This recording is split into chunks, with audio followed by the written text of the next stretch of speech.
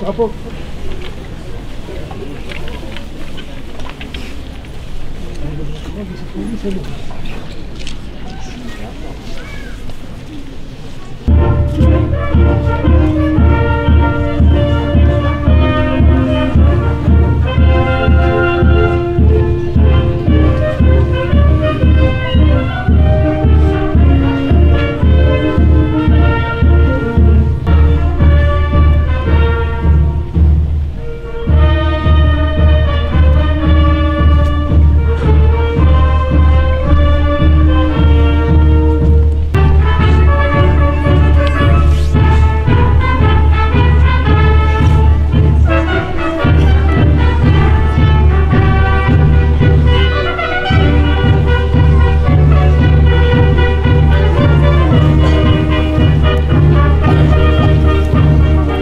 Mesdames et messieurs,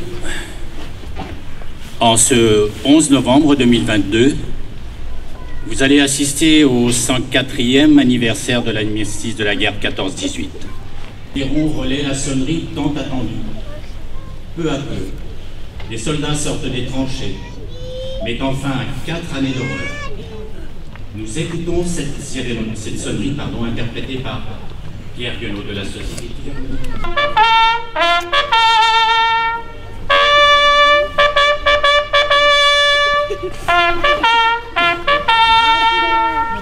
Attention pour les couleurs. Prêt. Envoyez.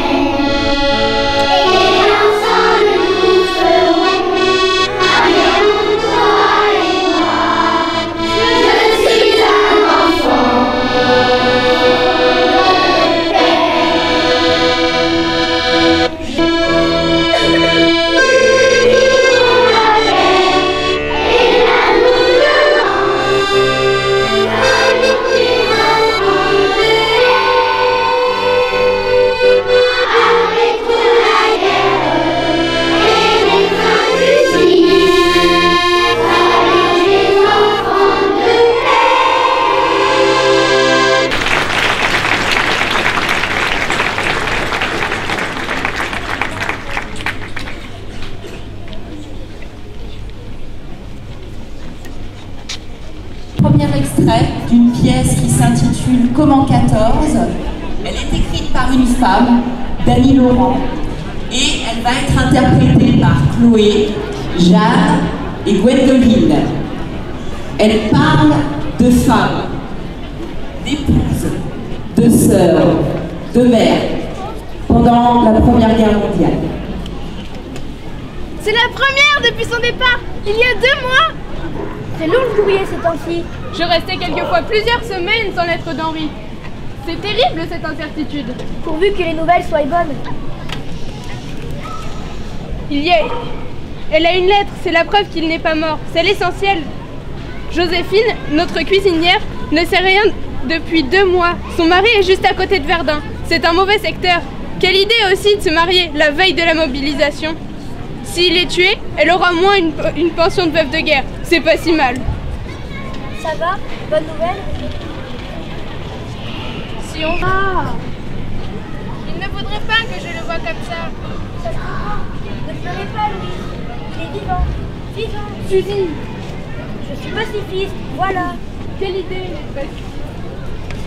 Je ne comprends pas pourquoi on prend un fusil et qu'on l'abat comme un chien celui qui est en face. Ça m'est égal qu'il parle une langue que je ne connais pas, qu'il a les cheveux blonds ou noirs.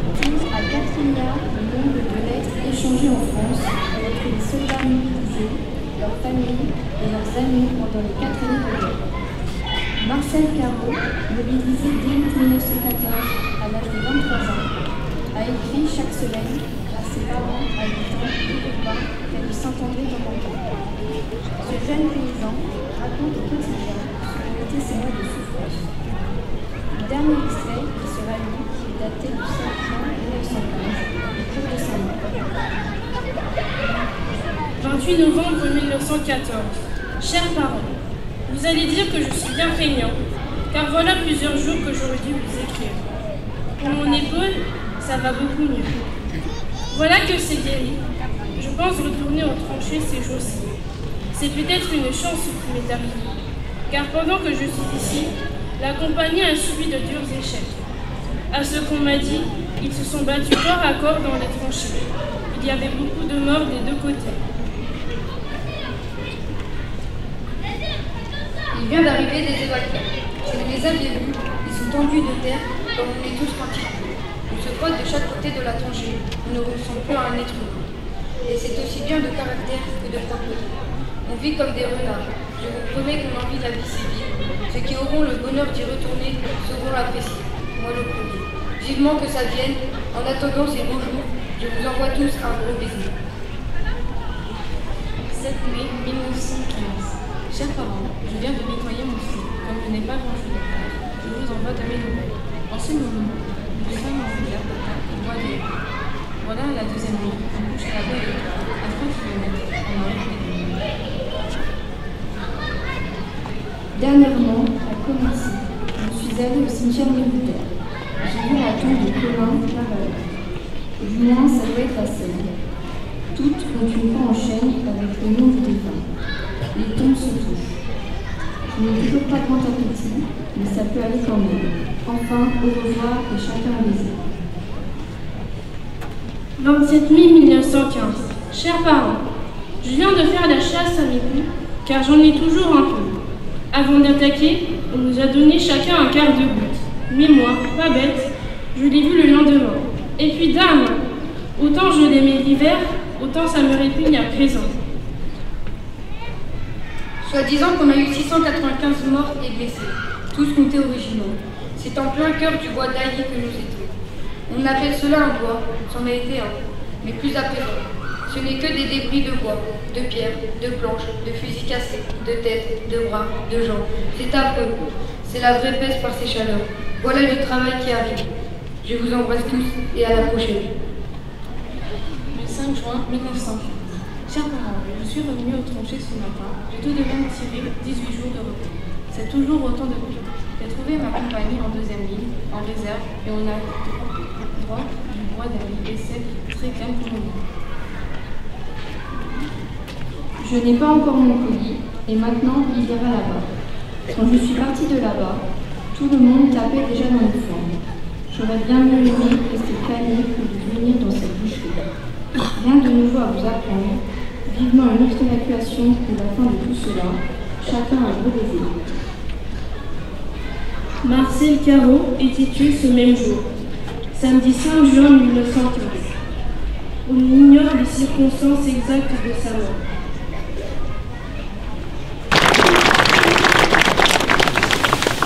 Merci à Léa, Yoella, Aurel, Camille et Wesley pour leur intervention.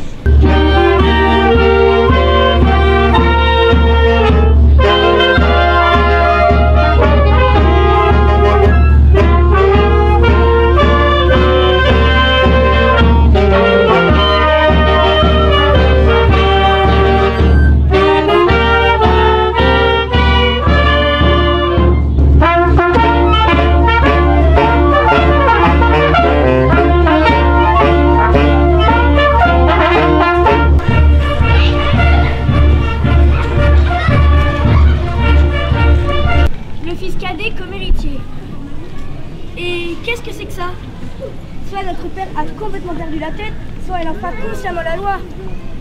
Et pas seulement la loi, mais pire, nos traditions anciennes en mettant en péril l'existence même de notre famille royale.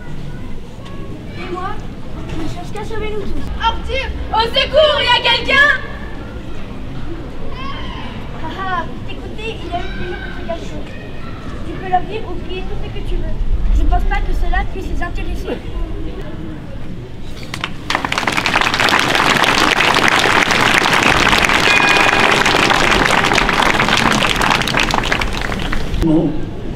Le souvenir de ceux qui sacrifièrent leur vie pour la patrie et la liberté. Mais 3 millions de blessés, des centaines de milliers de veuves et d'orphelins. 11 novembre 1918, il est 11h, c'est l'armistice.